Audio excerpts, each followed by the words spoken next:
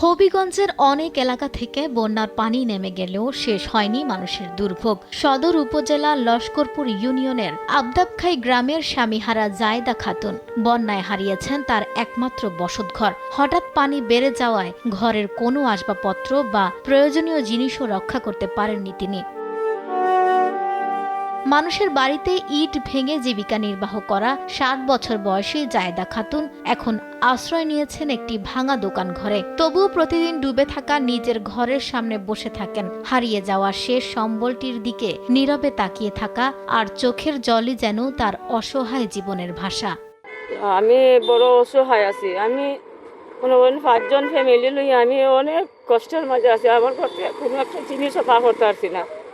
একটা পানির মগজ পারছি না পার করতে।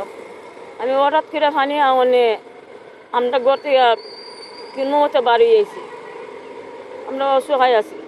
যে আমার একটা ভাঙ্গা ঘর ওই যে চিকিৎসা আমার টিনের ঘরটা, এটাই আমার সম্বল, আর কোনো সম্বল নাই আমার। বন্যার পানি নেমে গেলেও জায়দা খাতুনের জীবনে দুর্ভোগ কাটেনি। সামনে অনিশ্চয়তা, মাথার ওপর নেই নিরাপদ ছাদ। জীবনের এই শেষ বয়সে আবারও শূন্য থেকে শুরু করার কঠিন বাস্তবতার মুখোমুখি তিনি। ঘরের মাঝে আসলাম, এই ঘরখানের মাঝে পানি তলে সব জিনিস আমার, আমি কোনো জিনিস বার করতে পারছি না। এখন এটা আমি একটাও বার করতে পারছি না। এখন আমি এটা ভাইমু হই, আমি চলতাম কীভাবে, আর কিতা হম আমি একবার অসহায় হয়ে গেছি। পানির দেওয়ে আমার ঘরের দাফনা দুমলাইটা ছুটতে গেছি গা, মাটিও পড়ে গেছি গা। এখন এটার মাঝে বসত বাড়ি করতে পারবো কিনা সঠিক পারতাম না। এখন তো আমার আর কুস্তা করার নাই। এখন আপনারা যদি দয়া করেন আমারে, তা আমি পাইতাম।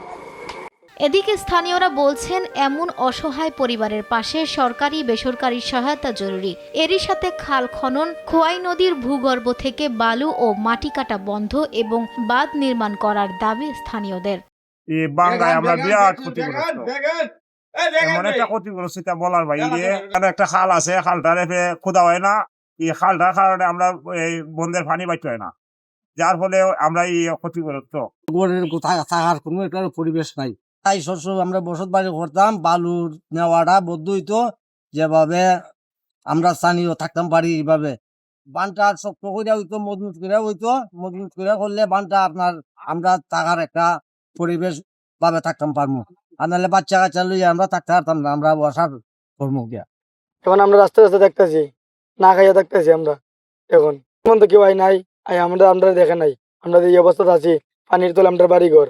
এদিকে জেলা প্রশাসন জানিয়েছেন ত্রাণ বিতরণ থেকে শুরু করে যাবতীয় কার্যক্রম তারা পরিচালনা করছেন এবং সরকারের পক্ষ থেকে ক্ষতিগ্রস্তদের ক্ষতিপূরণ দেওয়া হবে। ইতিমধ্যে আমাদের মাননীয় দুর্যোগ ব্যবস্থাপনা প্রতিমন্ত্রী মহোদয় আমার সাথে কথা বলেছেন, সচিব স্যাররা কথা বলেছেন। তো এই বিষয়ে আমাদের 4 থেকে 5 দিন সময় লাগবে ক্ষয়ক্ষতি নিরূপণ করতে।